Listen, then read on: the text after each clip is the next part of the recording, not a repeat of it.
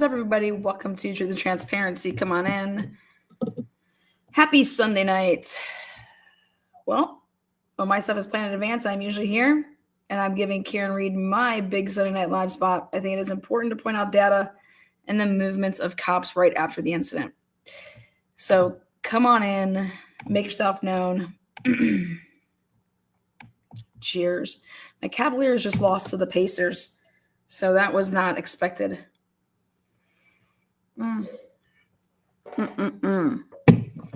But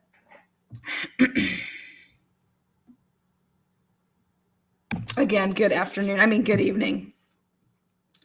Let me change a couple things here.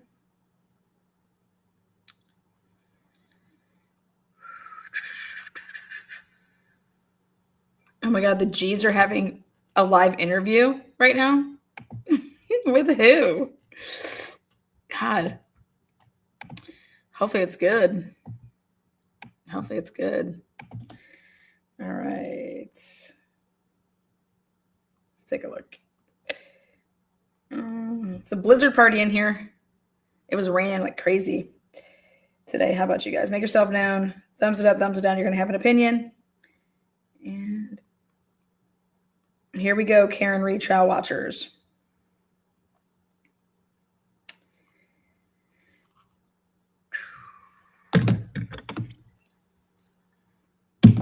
Oh, God. Oh, for fuck's sake. Really? Oh, shit. Okay. Well, here we go. Let's talk. What up? What up? All right. Check this out, guys. This is the case. So these are the witnesses. They're on both the Commonwealth and the state. And then here's just the defense. And then here's just the Commonwealth. See this name right here, Ashley Bell? Okay, well, Ashley Bell, without doxing, I'm going to point out something. Ashley Bell lived on Dedham Street. Dedham Street is a very important street in this case because right when they got onto Dedham Street, the Waze app is kicked in. Okay. So Ashley Bell lived on Dedham Street. Now on February 18th, straight from Turtle Boy, give him props, but also straight from the case. If you've been paying attention, this trial, what we're looking at here is Michael Proctor was texting with Galanis on February 18th, 2022. Well, who is that? Galanis. Well, that is right here. He's a cop. Okay. Asking him for ring surveillance videos of homes in Canton. He's a can cop. Despite the fact that the police were conflicted off the investigation of the Karen Reed case. Well, that's where Turtle Boy went with it. This is Hog Heaven, baby. I'm going to show you why it's Hog Heaven. So Turtle Boy wanted to make a point that, hey, Canton is conflicted off, but yet Proctor's asking James Galanis to stuff about ring surveillance footage.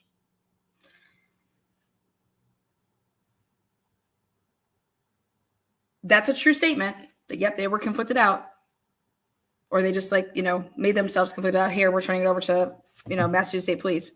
But that's not the big about it.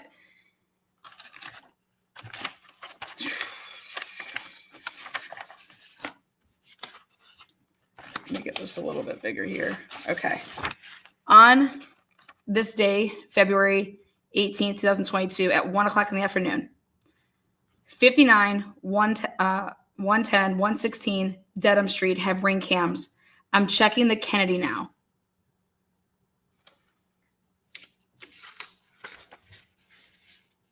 I'll ask Ensley.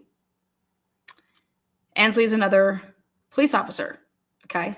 But so James wrote back and said 59 Dedham, 110 Dedham, 116 Dedham Street. They have ring cameras. I'm checking the Kennedy now. Why? So the big thing should be here is, why are you so interested in Ring camera footage on Dedham Street? Why would you be so interested in that? Now, it should be noted again, Ashley Bell lived on Dedham Street, and one of those numbers is her motherfucking address.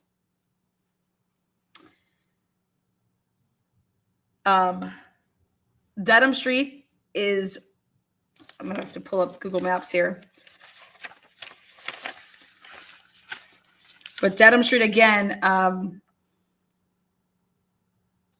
are you really wanting the Ring camera footage? Because just so everybody should know, no Ring camera footage was put into evidence. The only Ring camera footage that was put into evidence was the Ring camera footage from John O'Keefe's house. Sometimes people go and get Ring camera footage or want to know about it so they can bury it, okay?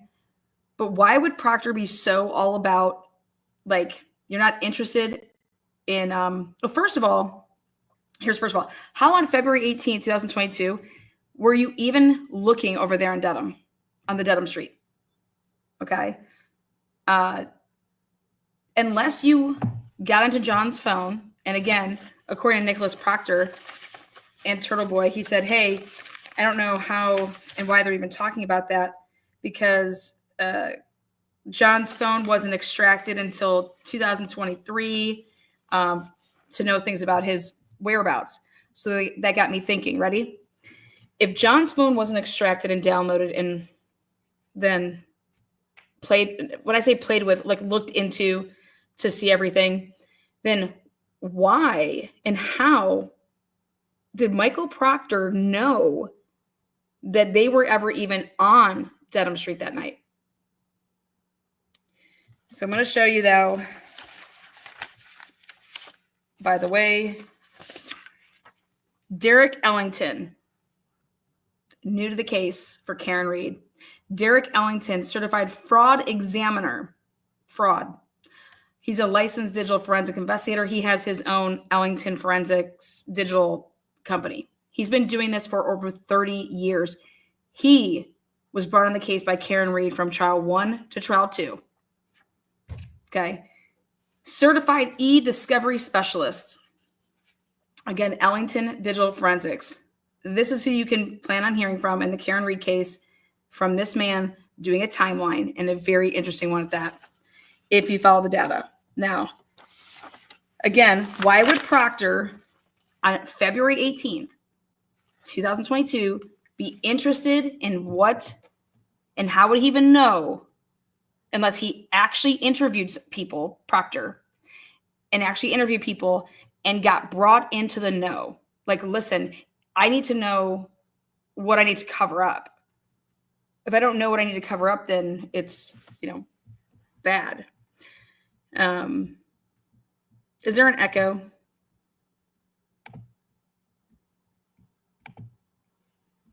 He's like a Josiah roll-off.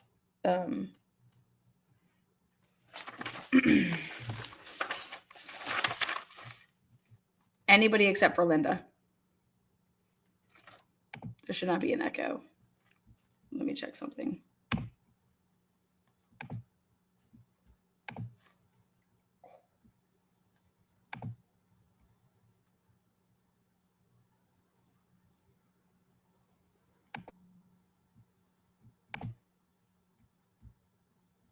That's what I thought.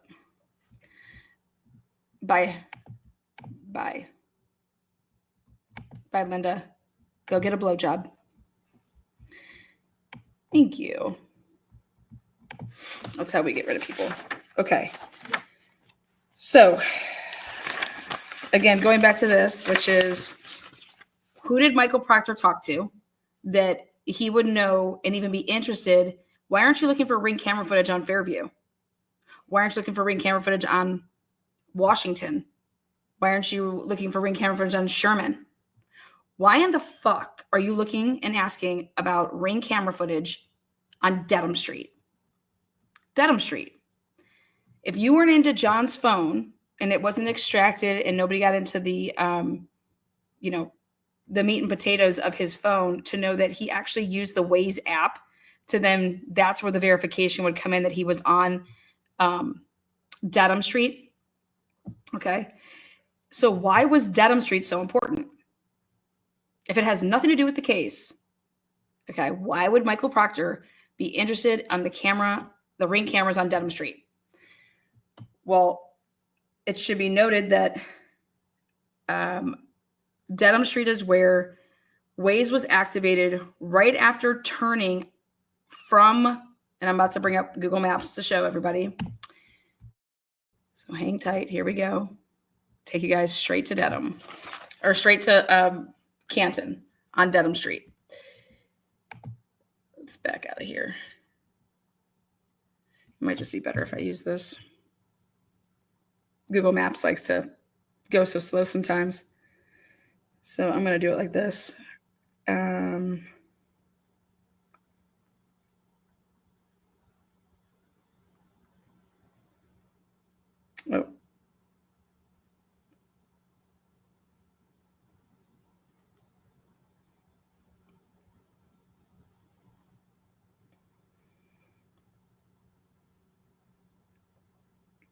Okay.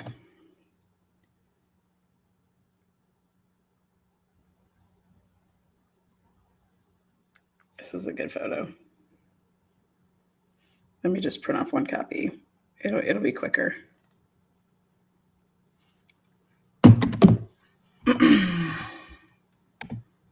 I'll queue up Google Maps if it wants to come along, but this will be better.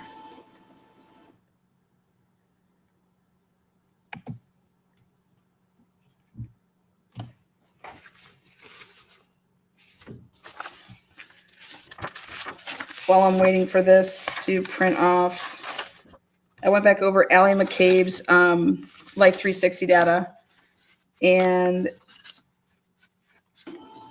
texting Colin and all that stuff. That's going to be part of my presentation tonight. There we go. Beautiful.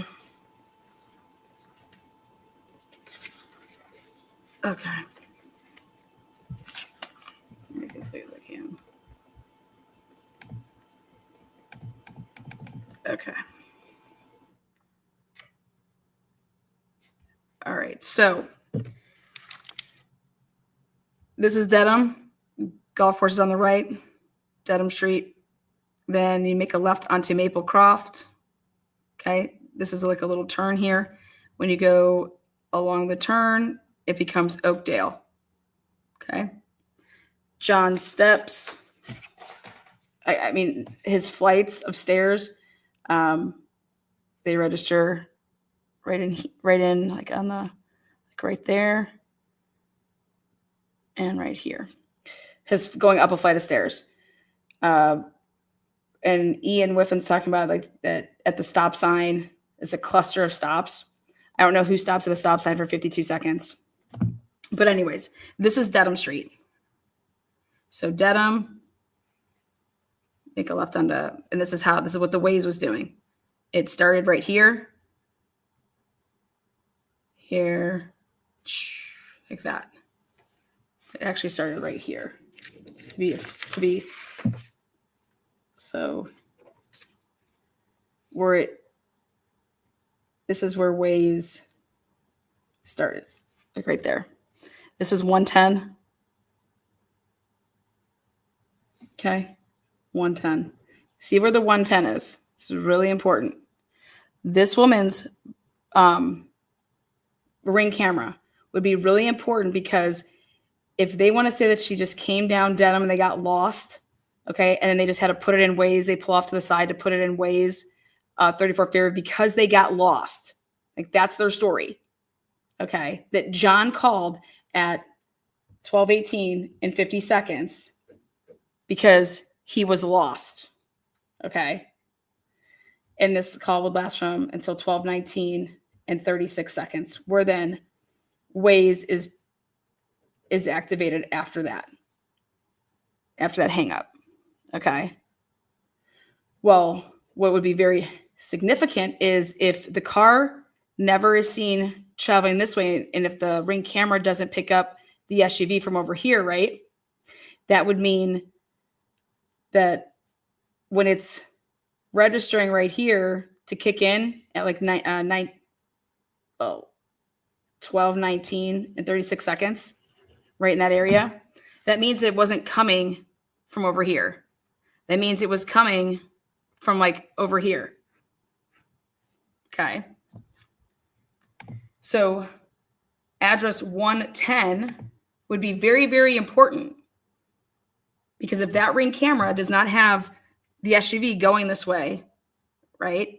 And again, ask yourself, why did Michael Proctor want this on? He wanted this information. He was interested in this information to bury it. He wanted to know who had Ring cameras over in this area, because we need to bury this. Why? Because John and Karen, because Karen doesn't know that area.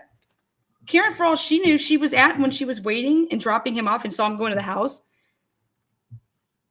where this cluster of the stop sign is over here, right next to Lank's house. It's to her when she's pulling off and stopping. I mean, all these houses look the same. She doesn't know where she's at. She doesn't know. For all she knew, that's 34 Fairview. Okay. But what this means is that they went around the one time first and they're over here. And then this is where they actually pull off to begin the 12, 18, and 50-second call. And what I believe he was calling for is to say, hey, where the fuck are you guys? Aren't you guys here? Like, hey, where are you guys? This place looks dead. Or, hey, we're here. Where are you guys? You know, like you're calling to say that, hey, we're here. Okay. Now, this might, until you find out who all lives on Oakdale, it wouldn't make any, like, you'd be like, huh, why do you say that? Like, he's just clearly lost. He's fucking not lost. He's not lost at all. They drove straight to here because it wasn't put in until after they'd already been over here. Okay. And the steps were already had. He ran in a place, ran out, got 2 flights of stairs in when the car is at a stop sign. And then it's after that, that when he comes out, that the Waze is activated. Also, it's important to know, remember I said this, what car was John O'Keefe truly in?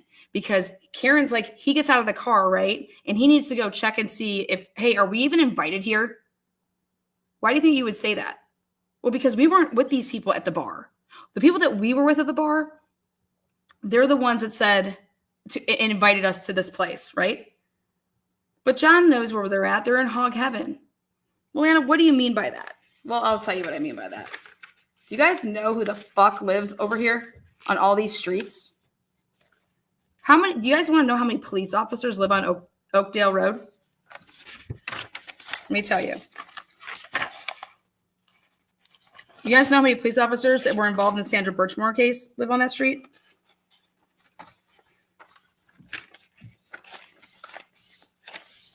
Okay, ready? You see these names, right, of these streets?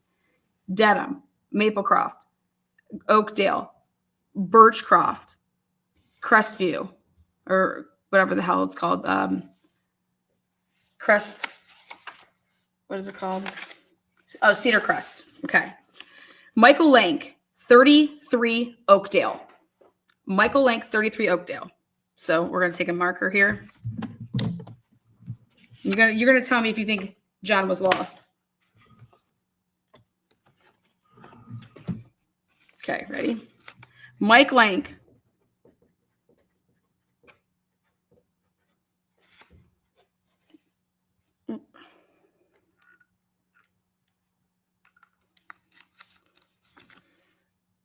Robert Zepp, Bob, 29 Oakdale. There's only one house in between them. That is the K-9 officer, Robert Zepp, family of cops. Next, Sean Becker, 28 Oakdale. Again, Mike Lank, Robert Zepp, Sean Becker, 28 Oakdale. Michael Brady. Oh, I'm sorry, not him. Where was I? Oh, I'm sorry. Scott Connor, 3 Birchcroft. Right here. Right there at the corner. Okay. Ensley Cotard, Is that how he spells the last name? Codard. 59 Oakdale. Lived there from 2003 to 2018. Family still owns the house. I can do whatever the fuck I want.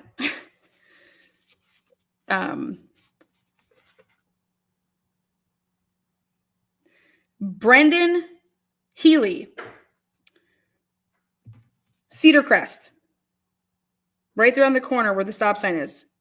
Also owns 3 Birchcroft, which is rented or owned Scott Connor. 13 Oakdale. This Brendan Healy guy owns 1, 2, 3 properties on Oakdale and then on Birchcroft. I'm sorry, on one on Oakdale, one on Cedar Crest, and one on Birchcroft. Brian Wainless, Cedar Crest. McCourt, Oakdale.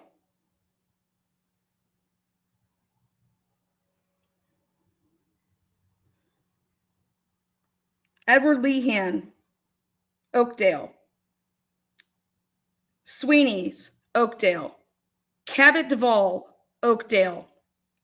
He's on the playground and rec board.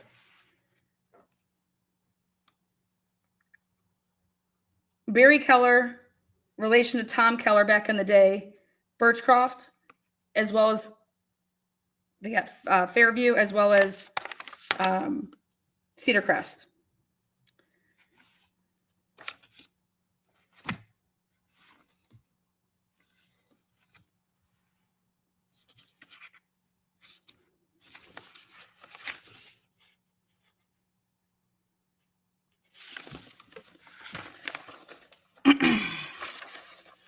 Hold on one second. Let's just get warmed up. Again, I have found the connection. I have exorcised the demons. All right, so this is absolutely nuts.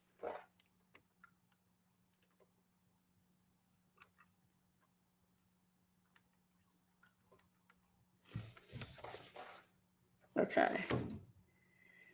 James Galanis is the union president, Canton Cop Police Associations. He was supposedly requested by Proctor, wanted to know the ring cameras that were located on Dedham Street. Okay. And he wanted to know this on 2/18/2022. Why? Why would you want to know this literally less than 3 weeks into the case? Now, if you remember Alan Jackson, do you remember how Alan Jackson said, you met with Trooper Proctor to Jen McCabe and listed all of those days that they met? Good thing I take notes. Trooper Proctor wanted to meet, or did meet, Day 8, Jen McCabe says, let me just read these off.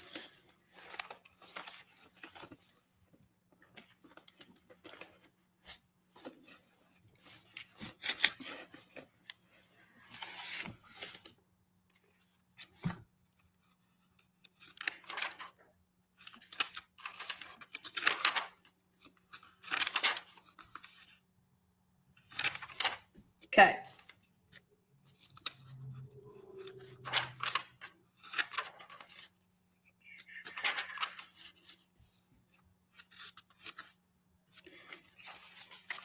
This is how I put this all together. This was new information that Alan Jackson asked her lines of questioning and said, go to this. And what does it say on page 1? She's like, I'm at my house, January 30th at 12:13 p.m. Page 2, John O'Keefe's home at 12:19. Page 4, what's the address? She says, my house, 521. Page 5, 528. She was still there. Then she left. So page 6, where does he say that you're at 536? Fairview. 34 Fairview. Page 7, leaving Fairview. Page 8, Lanks.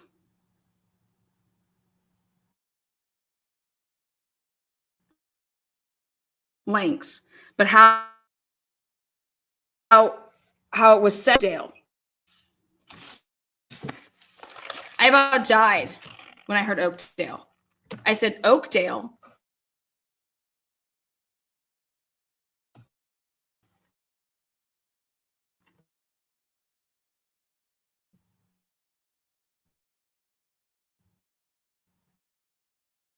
What's his name? Ian. Homeboy was just up there talking about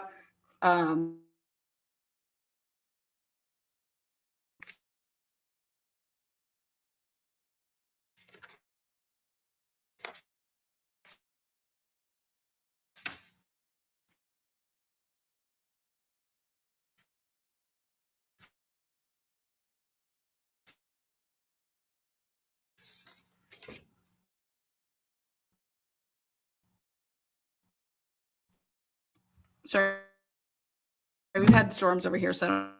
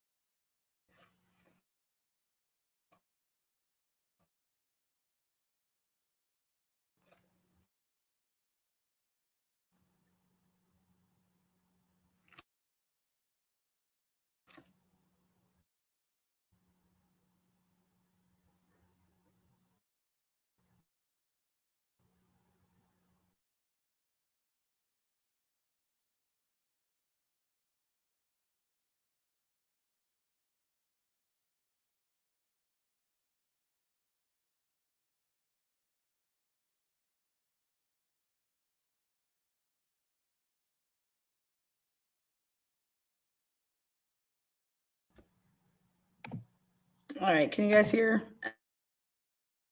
I have no idea what's going on. None. We've been having storms. Is it better now? Okay. Sorry about that. I have no idea what's going on. It's been storming all like the past 2 days. Okay, great. So sorry. It's been horrible. So when Jennifer McCabe was giving her cross and Alan went through like basically catching her in a lie. But he revealed, I was like, Oakdale. I said, holy shit. I said, Oakdale. Lank lives on Oakdale? I said, that's where John O'Keefe was before he went to 34 Fairview, allegedly. Because we don't even know. I mean, it's just his device. Let's be real. And so I went back and to check a couple things, and I was like, oh my God. I said, not just does Lank live over here. So I spent 10 hours researching a bunch of stuff over here. And I knew that if I would type up some stuff that I was looking for, I knew that Turtle Boy shit would pop up, and I wanted to see some of his articles. And so I was able to see that the date that Proctor was texting with Homeboy on February 18th, mentioning that he wanted the ring. He wanted to know what houses over here had Ring cameras. Okay. And when I found out, so then I went through the whole defense witness list, and I said, I want to know everybody on that defense witness list because I was making sure that Karen Reed has a timeline person, because if she doesn't, like, that's a big, big mistake. Well, she does. And she has a really, really good one. Okay. Really, really good. So if you thought Ian Whiffen shit was this guy, what he's about to do is going to blow Ian Whiffen shit to shreds. But Proctor wanted to know on 2/18, that was before they ever went through John's phone. And now they downloaded it, but to talk about like extracting it and anybody going in there, I don't know. But I do know that Proctor was interviewing people. And if you're going to be in on covering stuff up and planting evidence and doing any of that sort, you need to know what you need to stay away from so it doesn't get into evidence somehow. Okay. You just don't go get it. That way it runs its course. Well, I noticed that there was a name on the list for the defense team, and this person is I even think they harassed the girl, but so it. So I turned to January and February of 2022. These are the phone calls and timestamps that Jennifer McCabe spoke with Proctor. Okay. And on February 17th, I shit you not, February 17th, 5 p.m. Is that Proctor, Jen, 5 p.m.? What happens on the 18th? After talking with Jen, then on the 18th,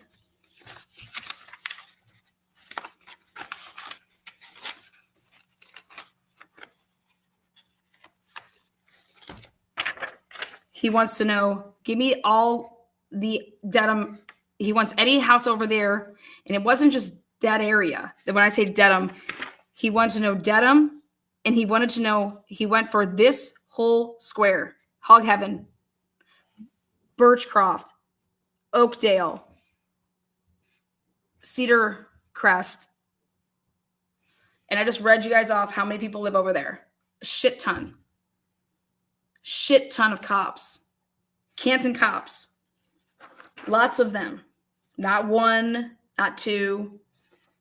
That's where John went before ever needing to pump anything into his device. He was over here because this is what it would look like. So on 2/17, he talks to Jen McCabe. Then on the 18th, they're out on the prowl for camera footage in this area. This is not where you'd be looking for camera footage. This is fucking, you don't need any of this. John knew exactly where he was going. That is a lie. That is hearsay to have Jen McCabe say what John and her were talking about. Okay. John's not here. The steps, besides the fact that there's the flights of stairs, they all happen right next to Lank's house and right next to Bob, whatever his name is, ZEPF, whatever the fuck his name is. That's where the flights of stairs happen. But more importantly, we have to account, there's also like regular steps taken. Those are the flights of stairs. There's also steps. And this all happens before he turns on this Waze. So this is how I envision that this happened. If you do the math on, they came down Dedham, okay? They turn like this, and they make a first loop, and they're right here, okay? And John jumps out, and I do believe that he registered some flights of stairs because he went into a house. And that's where I believe that the whole, like, hey, it's dead here type of thing. Are we even allowed to be here type of thing? All that crap, right? Then I personally believe that this is where the Blizzard Party was, the Block Party. I personally believe that based off of this new, interesting, these facts, this is fact. Carrie Roberts calling 911 at 5 o'clock in the morning. And does it make any sense why you would call 911 at 5 o'clock in the morning when you just found out that he's supposedly missing? Okay. Nobody would just call 911. Think about it. You call me and you tell me, oh my God, Leanna, my boyfriend didn't come home last night. Oh my God, I'm calling the police. That's absolutely fucking absurd. The other part about it is that Carrie Roberts was just ready, like answering her phone at 5 o'clock in the morning. Carrie Roberts is best friends with Lank, aka the wife of Lank, right? Now think about this. Why the fuck would those two girls go over there the next day and be over there for an hour?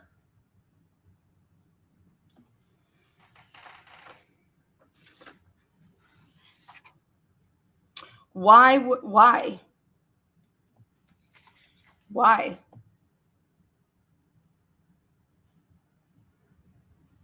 Why would Jen go by 34 Fairview? She says that she doesn't pick anybody up, and then they go to lengths to talk to who? Well, they say we're talking to Michelle. We're talking, and that we were just all sitting in a car. I do believe that they like to huddle up in cars. Don't get me wrong, they do. They fucking do. Because Jen McCabe doesn't move for 10 straight minutes from 12:25 to 12:35 because her ass is sitting in a fucking car. I know it.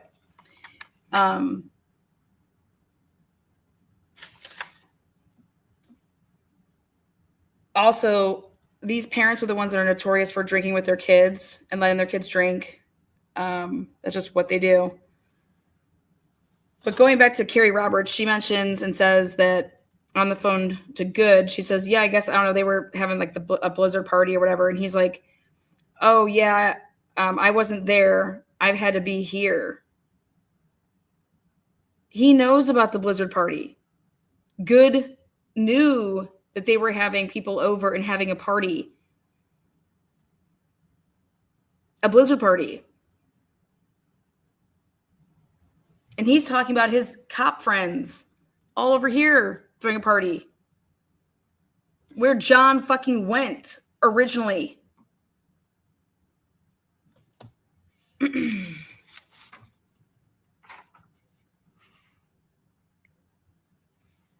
John went there. He was not lost. He knew exactly where he was going. That's their story. That's their story. And why do they need to get this part of the story right? Okay. Well, because they're asking everybody and they need to, hey, tell me what's up. What do we need to make sure that like could possibly come out? Or like if you want me to bury things, and talks to Jen on the 17th. And then on the 18th, he's looking for camera footage on Dedham Street.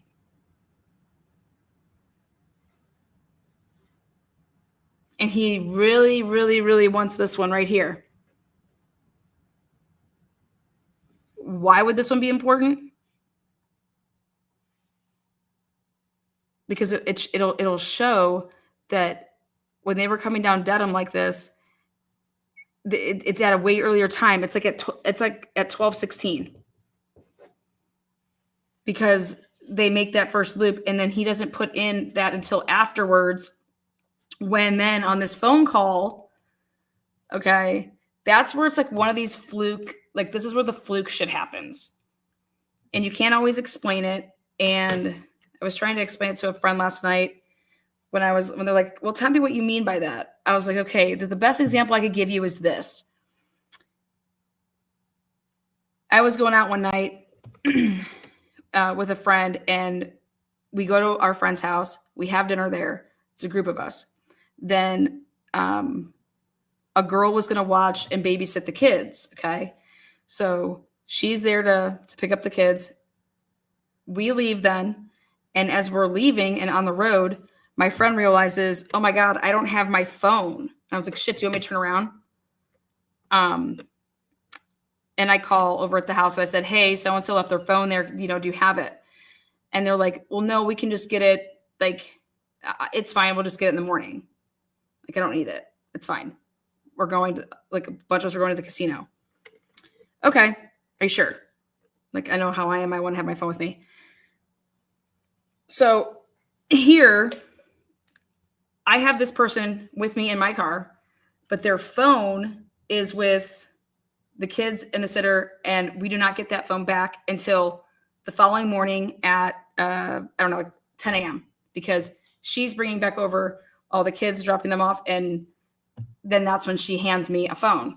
That's my friend's, right? Well, if the police were to ask me, hey, you were with, what did you do last night? And I said, I did this, then I took my friend we all went to the casino, met some people there. Wait, you said that you went where? Went to the casino. With who? Well, no, his phone was over with homegirl and doing all that stuff. And I'm like, what? Oh, well, yeah, his phone was, I guess, there. This is what the problem was in the first place, is he got left behind, didn't have a phone, didn't know where to go. And it caused a bunch of fucking crazy chaos. But can you imagine if something would have went wrong that night? It kind of did, but he's not where his phone is, and it wasn't, and that girl wasn't with him who actually had his phone. It's a bunch of like I believe it was a fluke situation like that. Once when you actually break down the data, when you look at it, it was like a fluke type of thing, where that's what I'm trying to tell people is, I've been saying it since day one. I know that they were going somewhere else. Okay. I know that they were headed somewhere else, because what it looks like is people were sitting in cars. People were like moving cars around. People were dropping somebody off and then putting people in. And then Jennifer McCabe, she's just straight not moving from 12:25 to 12:35. And I'm like, this is so interesting. It seems like she's sitting in a car, because then when I find out her testimony is that she's walking back and forth, looking out a window, I'm like, none of that occurred. And the data is going to show you that. So Jen's lying about that. And it's like, she's lying about it. And the question is why? And because God, they need to put Karen Reed at this house and put her car in that spot, because that's where the body is. All right. Have you guys seen Jeremy Renner's plow accident and what he looked like? Have you guys seen Jeremy Renner's video, police body cam of that?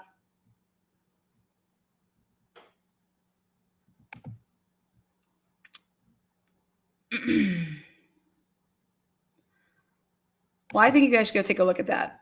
If you type in Jeremy Renner's police body cam of his plow accident, I think you should take a look at that. It's very interesting. So here we are. We have Higgins texting John at 12:20.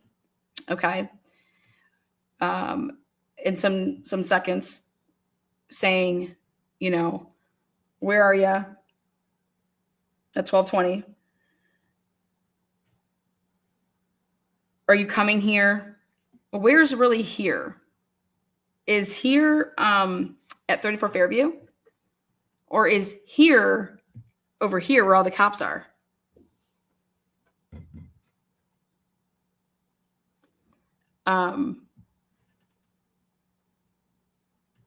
So that's what Higgins texts in that.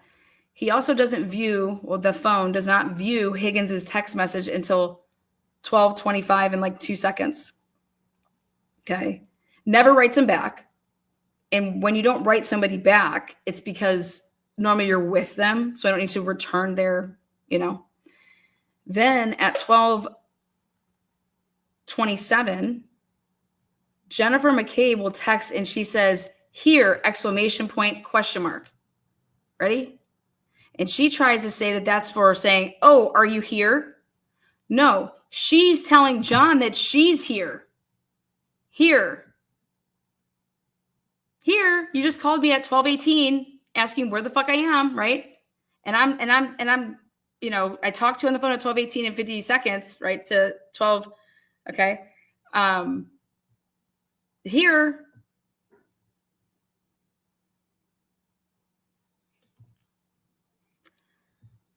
John's walked off, right?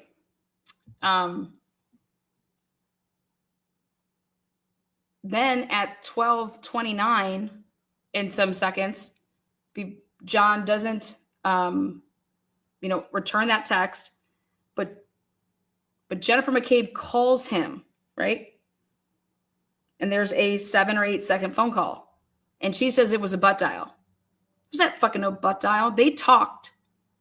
Whoever was on the other end of that phone call talked to Jennifer McCabe. She's a lying fucking cunt. And take that to the bank. Okay? They talked at 12:29 for 7 or 8 seconds, okay? Now, this is how I see it based off of the data.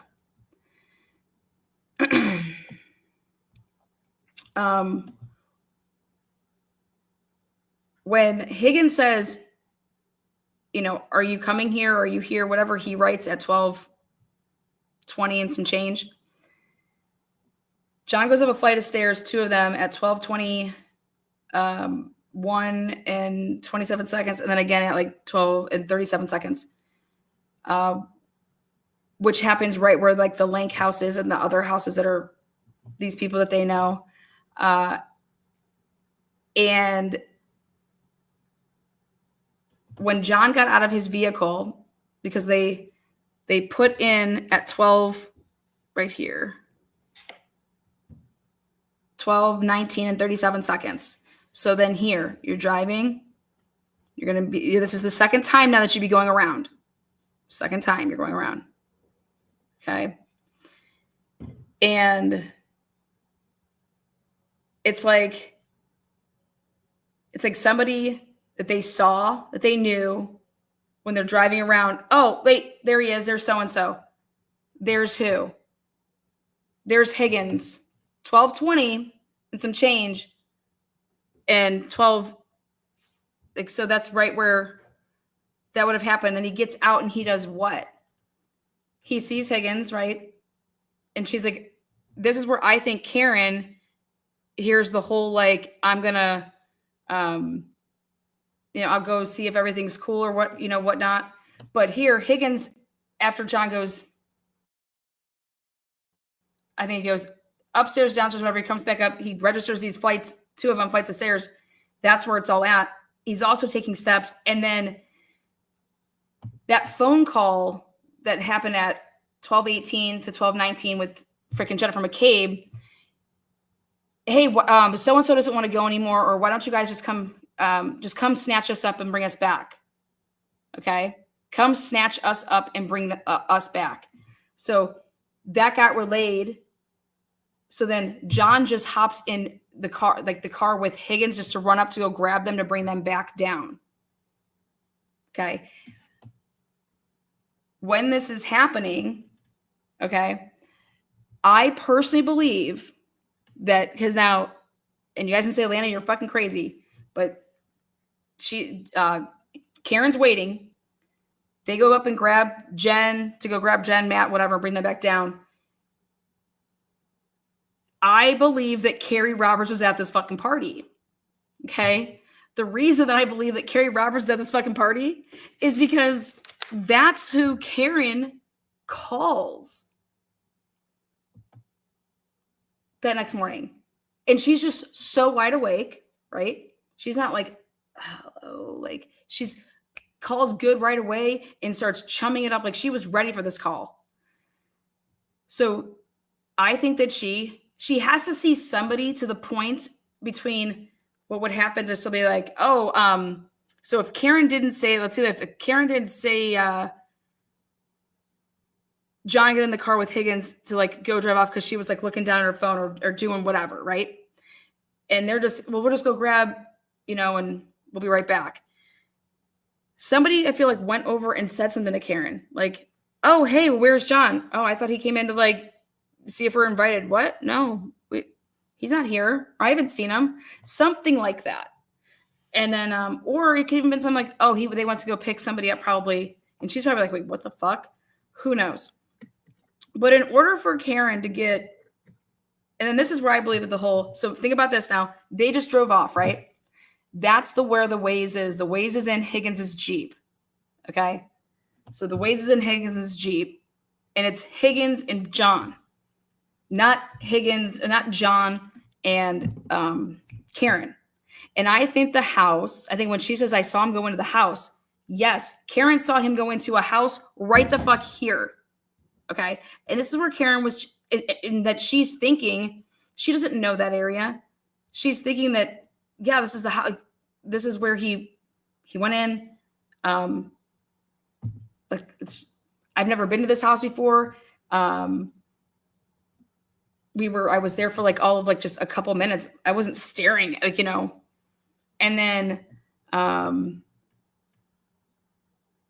then she's like, what the fuck? Like they're not coming. Like, where the fuck are they? Where's John? Where's anybody? What the fuck is going on here? Fuck this. I'm pissed.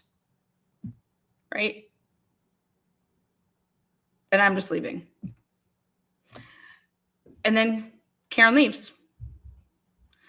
Everybody's always thought that the reason that there's no library camera footage is because they got to it so that they could delete it because there was no, you couldn't tell that it was smashed out or whatever. It was in like such pristine condition. What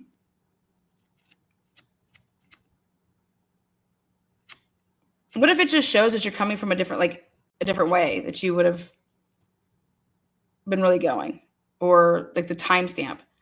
Any way you slice and dice it, Karen leaves from here. If you do the timing right, Karen starts making her calls. The ones that I have was like, I don't know, 12:33. She starts calling him and he's just not answering. And then she finally leaves a voice message at 12:37 and she's already at home and walking in the house. But if she's pulling away at 12:30, at 12:33, 12:31, something in that range, it's consistent then with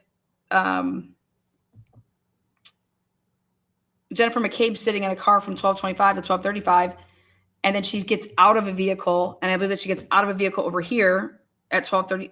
But I would think that her location services would say that. And then this is where the big thing comes into, is that if her location services never move from 34 Fairview, okay? So here, Karen thinks that he walked in over in this area. And so what if she just always associated this with being 34 Fairview? Okay. I don't give a fuck what Nagel says. I don't care what any of these people and what they say they saw. They saw Allie fucking, what's her tits? McCabe. Talk about like what I think they saw. Seeing some girl. Oh, yep, saw some girl there. And yep, she was just 2 and 10, whatever. Give a fuck about any of these idiots.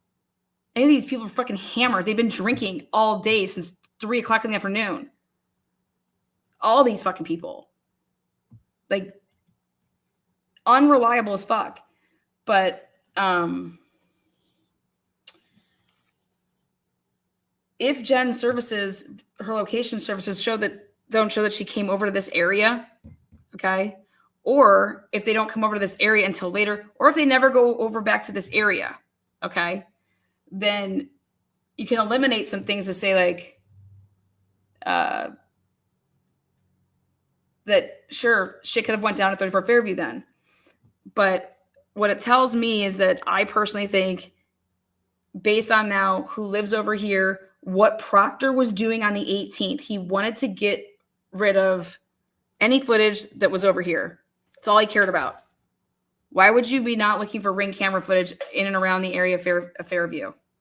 Not saying that this is far from it, but how did you even know at that time that they were even on Dedham Street at one point? How did you know that the Waze was activated over there? Somebody had to have told you. Somebody would have had to told you, hey, Karen and them, she was never fucking over there. She was over here. And their car was over there. Like, I saw them. I remember. Like, I know what they were doing. That's where, when you want to talk about that, someone saw him go in the house. Anybody see John go in this house over here? In between here and here? But when you look at this as like a whole, this area is very, very interesting because John went there, straight there. He was not lost. He went straight there.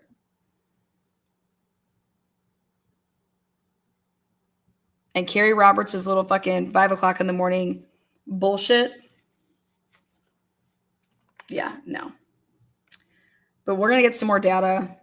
And they have a really, really good forensic guy. But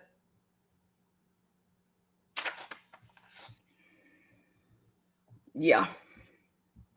Wouldn't Karen Reed's phone GPS show where they were? Karen Reed, according to Nick G, didn't have location she didn't have location services on. So,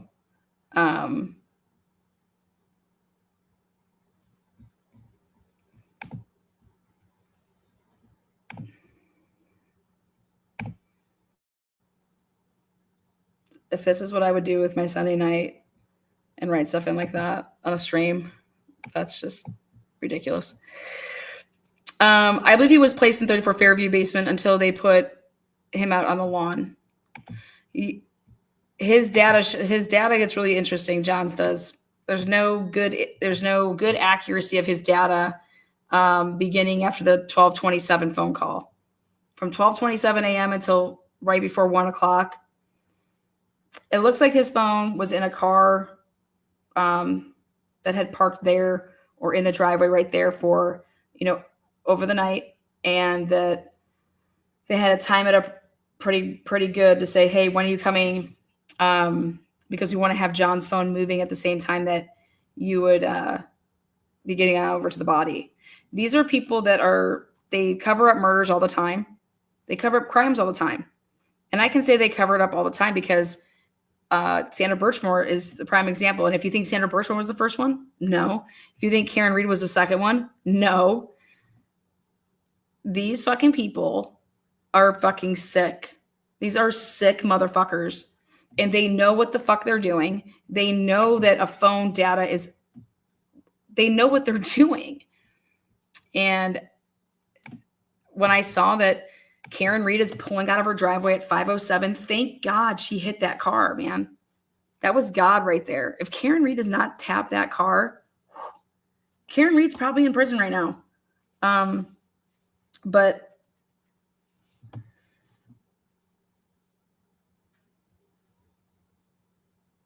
when she was pulling out at 5:07, guess what happened at 5:07?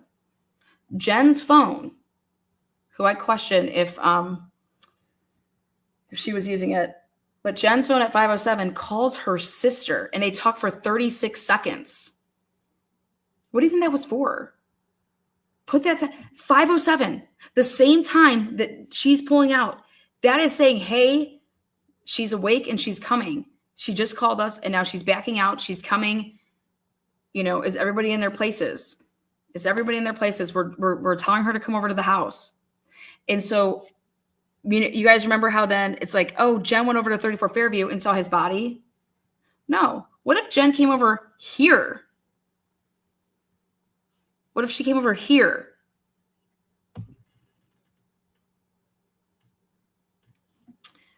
Before she went to Sheraton's house. And last but not least, I'm going to end on Allie McCabe. Allie McCabe is going to get absolutely motherfucking destroyed.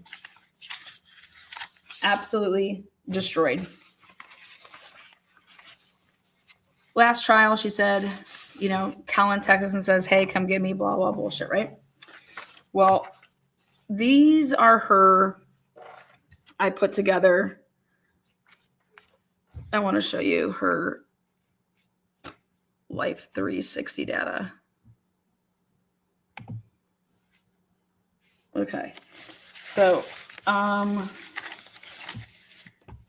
me pull this up really quick. Oh.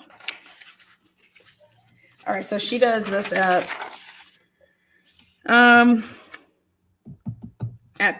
12:04. She's at her home circle, so I'm going to use a marker here. So when she texts Colin back, she says that she's taking people home. She said she's like in the process. She's like, I'm taking people home now. So it was like, where was this at?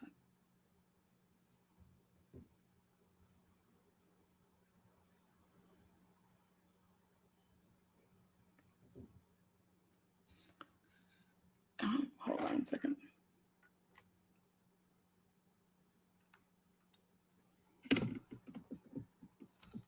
Boom. Okay. Allie, or Colin, rather, Allie. Okay. And she tells people, or she says that she's taking people home now. And he's like, you can just come after, or, just swing by after. And now this is the Life 360 data. She's at home. She leaves her house at 12:06 a.m. And that's why it's written here, 12:06 a.m. left home. In order to go from her house to 34 Fairview, she's over here. it would take you 6 minutes.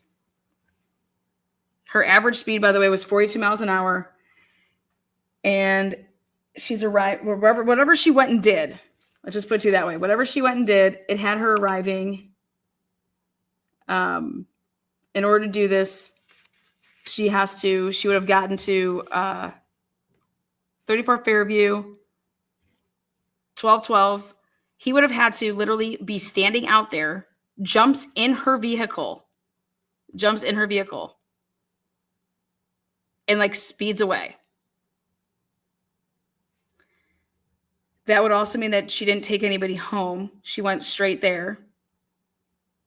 Because maybe what she meant to him is, I'm taking people home now, is that they're getting ready to leave her house, and then they're gonna, she's gonna take people home, and then, okay, I'll grab you. He's like, yeah, get me after that or whatever. This would require her, when she left at 12:06, that she went straight there, not dropping anybody off. Then he literally has to be ready at 12:12 to be like getting in the car, and then here we go, 34 Fairview Road to Maple. That's where he lived with his parents. And that is a 5-minute drive, 1.6 miles. So again, me saying that if you just got a car at 12:12 and you would get them to your parents at 12:17.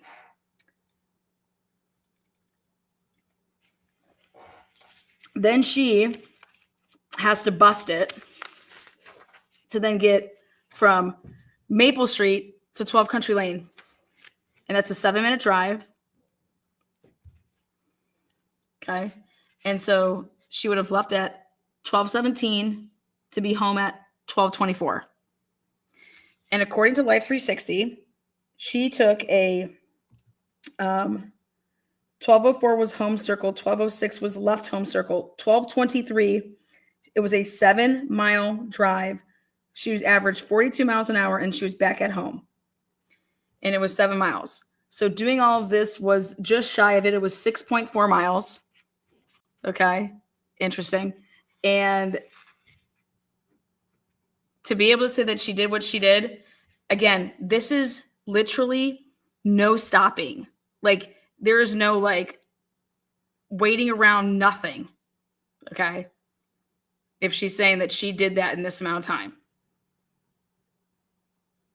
I don't know how she could truly do it.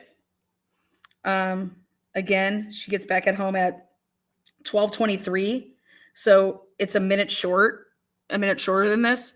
And also this is no stopping. Okay. Then at 12:23 and 14 seconds, she would then leave home again.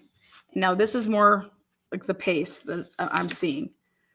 So at 12:24, she left home. 12:26, she goes to Canton High School.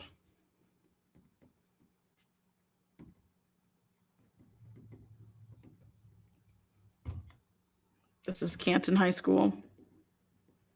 And it's interesting because she's saying, like, how would I make it there? That it takes me longer than that to get to Canton High School.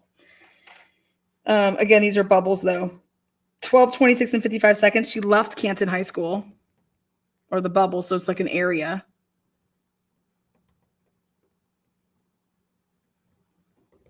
So she's leaving. And then she gets home then at 12:29 and 28 seconds. Then at 12:31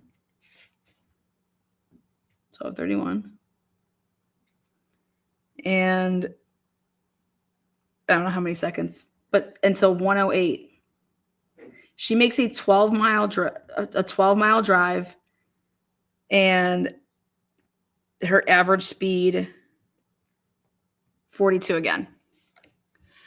Now, when she told Yannetti that when she got home around 12:30-ish, he's like, "Did you go out again?" And she's like, "No, I stayed home." He's like, "Okay, well, at 12:31 to 1:08, you recorded a 12-mile trip, driving 42 miles on average." And she's like, "What? Huh? What? Huh?" The thing that's interesting about this 12:31 leaving the house, ready? What does Jen McCabe write at 12:31? She writes John to pull in behind me to John. Okay. After the 12:27, the whole here thing, pull in behind me. Sometimes we text people the wrong thing. So before she's about to leave the house, she could have been on the phone. Again, I don't have all of her phone phone calls, but curious. And then she just wrote, just pulling behind me. But I'm just throwing that out there at the same time that she's getting ready to leave. You know, she texts John pulling behind me, but maybe she meant that for somebody else. The whole dog thing with Allie was way earlier. Now, 12:31 to 1:08, 12-mile trip. I just want you guys to know how big and long 12 miles is. The first trip that she just did that she did 7 miles in, okay? And that was from 12:06 to 12:23. This one is 12:31 to 1:08, so 37 minutes.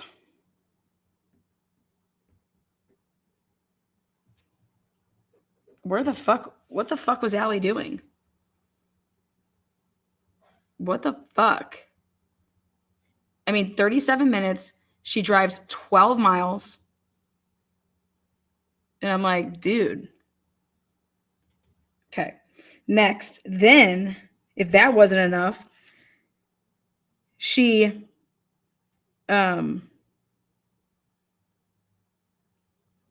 gets home. Okay. Then she goes to the high school at 1:28 a.m. High school. Or I'm sorry, she leaves her house to get to the high school. She gets to the high school at 1:30 and 26 seconds. And this is her leaving home. And then she's back at home 1:32 and some seconds. And then she doesn't leave the house. She's at the house from 1:32 a.m. So I'm really curious to know about this 1:28. Where was it at? Right here. This in 37 minutes from 12:31 to 1:08 trip. Really interested to see that. If they have more information on it, if they just went through it quick with her and they're planning on here in trial 2 to really go at this to see where she was. And if she is anywhere over there by Hog Heaven, I'm telling you, man, again, everybody cannot just be piled up here, all just fucking hanging out here. This is not happening. Where else are we at?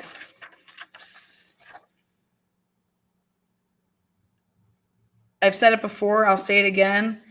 Everybody would be like, why would you put a guy on your lawn? Like, why would you even do that? Because if you're a cop and the people that you did this shit with were cops, you guys can control the narrative. All right. We can't. You can control the narrative. You can literally control the narrative. So, yeah.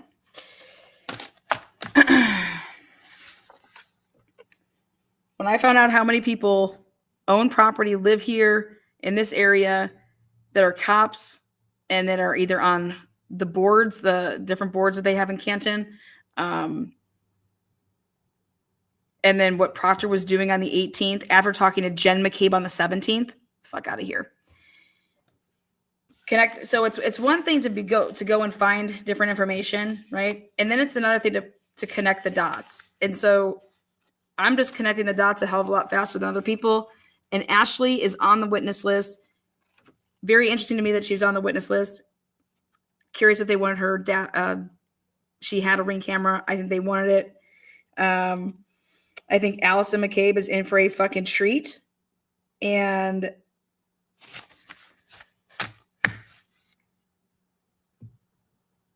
I think that Sandra Birchmore is a prime example of these cops just doing whatever the fuck they want, not giving a flying fuck.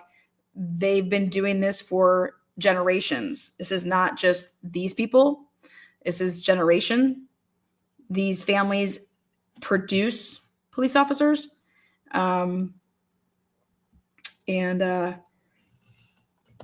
Proctor lives right across the street from where Jen McCabe lives. It's crazy. They could probably throw snowballs at each other.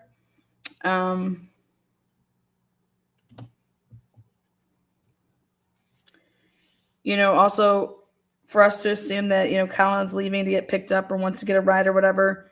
We don't even know if those are true and accurate text messages from that app.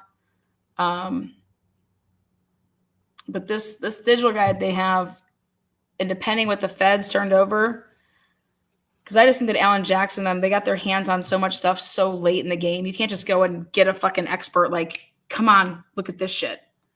But during the trial, from trial 1 to 2, they went ahead and they got one of the best. And Derek Ellington. I think Derek Ellington is going to free Karen Reed with his timeline. Take that to the bank. I don't think that John O'Keefe was ever lost when he was over in that area. And it wasn't until after he had already made a loop in that area, as the Ring cameras would have shown. And that's why the Dedham footage was so important to... I also think that there was a chance that you're going to see other vehicles coming through there and not just John. You're going to see on the Ring camera footage, could you have seen Higgins's Jeep? Could you have seen the Ford Edge? I mean, these are people that are hanging out and partying afterwards. And Sean Good knew about a fucking Blizzard block party. And Carrie Roberts is just up at 5 a.m. to literally like talk about whack shit. I don't know. He's probably walking on the side of the road and someone probably picked him up. Fuck. What are you talking about? Like Carrie Roberts, that was all staged. That whole fucking call at 5, that was so staged. It's not even funny. Carrie Roberts just up and at him. Let's say Karen calls her. Why does she even answer it? I wouldn't fucking answer her calling me at 5 o'clock in the morning. You know what I mean? Like, that's crazy. And that she's just so wide awake. And not once does she say, oh my God, I got the craziest call, Mr. Good. Or who am I speaking with? Okay, yeah, this girl called me who dates my friend. And she said, my friend's dead, and then just hung up. That's how that would go, right? Fuck all these hoes. I'm just hoping that the defense team is connecting, that they've taken the time to connect these dots to really show the jury that this is, clearly these people are lying, but maybe the jurors aren't understanding why they're lying. It's someone like Carrie Roberts who says, I wasn't even out that night. I went bowling and we were, asleep early. I don't know if I believe that. I don't know if I believe that. So, and I don't think explaining what I just explained to the jury, the house we were at, that's not where John was. Just not. And the data shows that we were over here, and that's where I left from. They took it on to spin it all like this and act like I didn't know where the fuck we were or where that I left him or anything like that. And then Carrie Roberts calls Good and talking about that I left like the waterfall bar. Like, what, Carrie? Where would, like, what? But Carrie Roberts says a Blizzard party. But where do you think you got the Blizzard party from, Carrie? If you weren't at the Blizzard party, you got the Blizzard party name from who? Karen. But Karen left him at the waterfall bar. No, bitch, you a fucking lie. God. I think Carrie Roberts irks me more than Jennifer McCabe. And that's probably hard for people to wrap their heads around. But Carrie Roberts is a flat out. I mean, did you see the text messages that she tried to like say that Turtle Boy parked next to her? Meanwhile, she was the one that parked next to him, and there's proof of it. I mean, talk about bored bitches. Go take care of your fucking kids. Oh, wait, I forgot. She's too busy getting slapped around. I mean, however Turtle Boy got that 2019 report was hilarious. Her and her husband just biting each other. Karen would agree with you. Yeah. I mean, it was Carrie Roberts that lied to the grand jury, right? And said that she heard something that she never heard, right? And so you have to think about it. Why? Everybody thinks like, oh, she just didn't like her. I think there's more to that, guys. I do.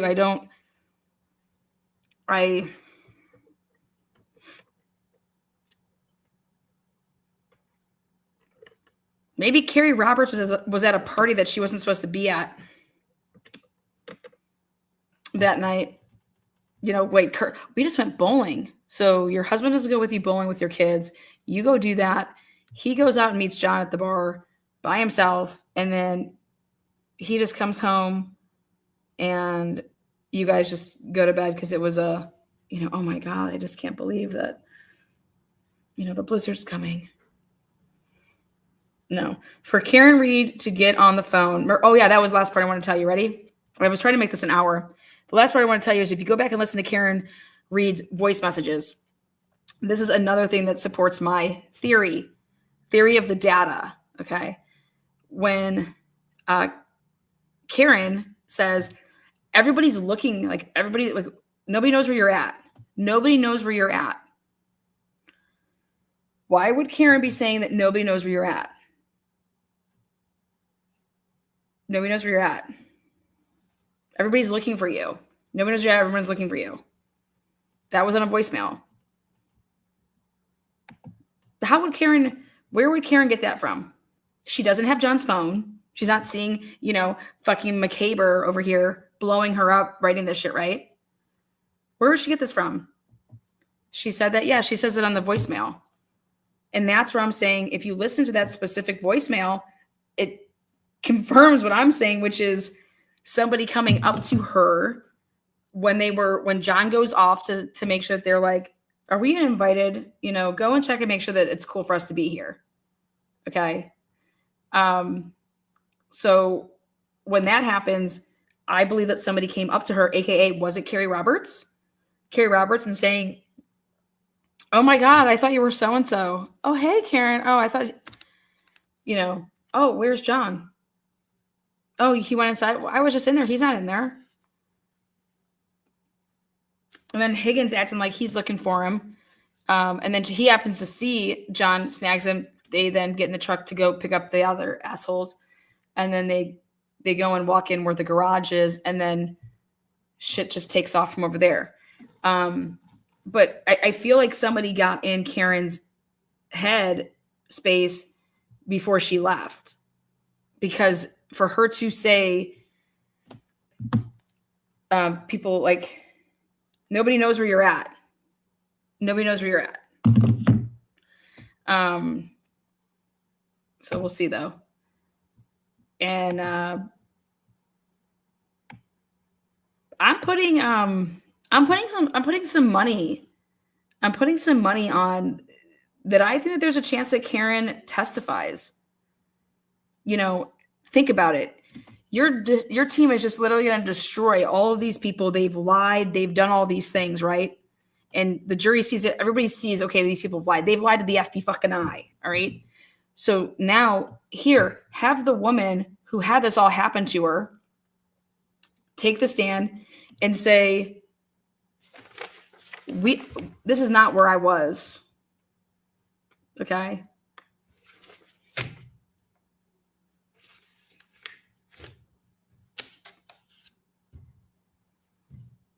You can still say that something happened in that house at 34 Fairview, but that's not where we were. And if you see in the ways, we had already been over there. We didn't need any directions. Nobody was lost. We went there. I thought that that's where they all lived.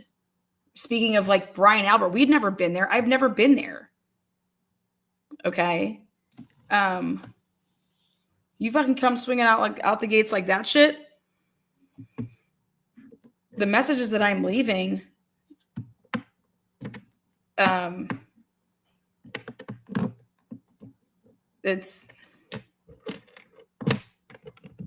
was very pissed off, but if you can see, I'm pissed off because it's like I didn't know where he was. Nobody knew where he was. I didn't even know where he was. These people don't know where he is.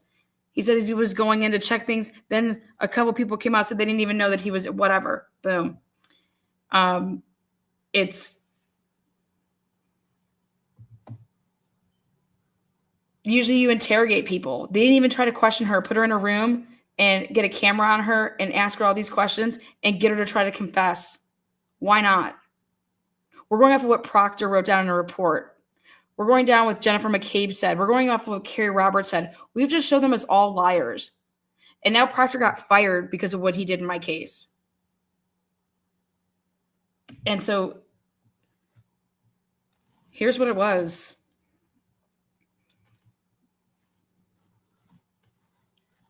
I don't think about time you go live. I've been live. I don't think that she's the only one. If she really wants to, I mean, I don't know. I don't see a downside to it. I truly don't. What's the jury going to say? She's lying too? So these motherfuckers are lying and she's lying, right? I don't know. It's like one of those cases that you don't, I don't know. This is just a different situation.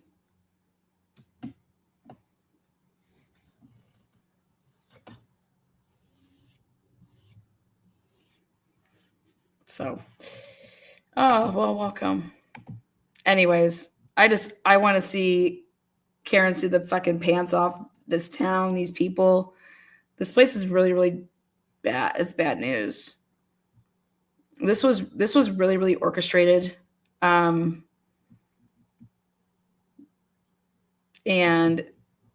this was a cover-up from Jump. This was a cover-up from Jump. Like nobody slept that night. These people didn't sleep. Carrie Roberts fucking phone call at 5. Jen and Matt just waking up at fucking 4:53. Get the fuck out of here. Nope.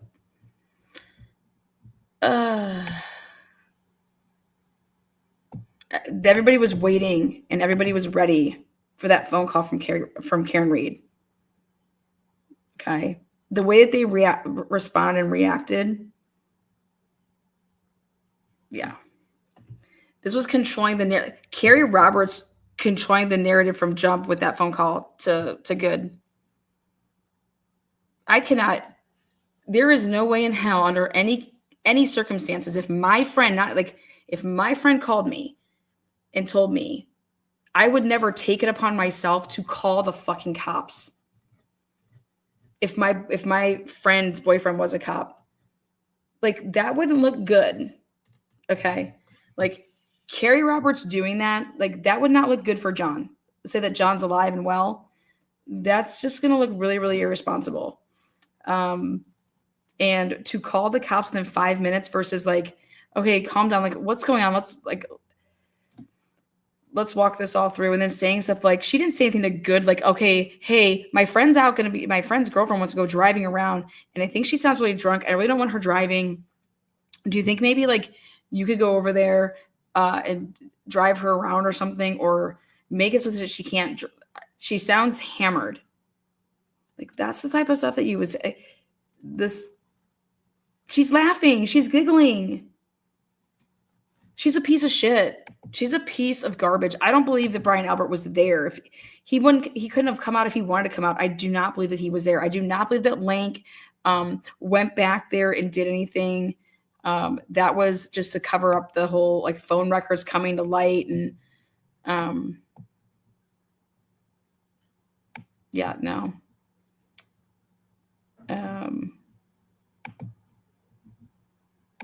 Also, Alan Jackson said it best.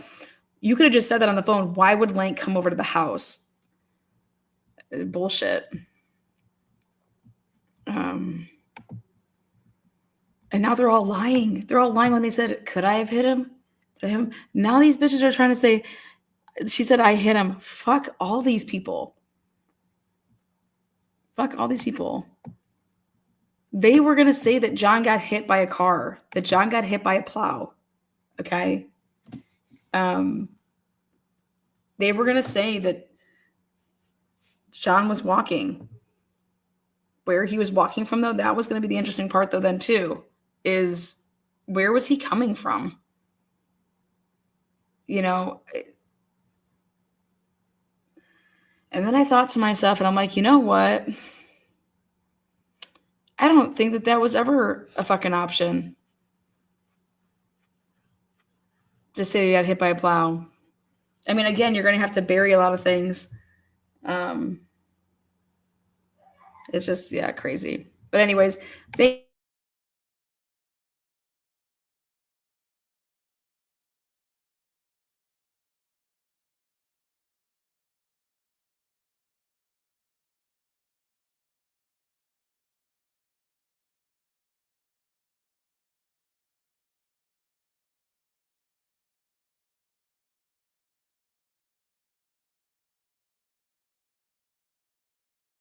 oh, sorry if I muted myself there. Looking forward to tomorrow. Join us. Thank you guys. Hit the thumbs up on your way out. Peace. Peace. This was total setup. Total railroad job. Karen Reed totally railroaded. Horrible. Much love. Peace.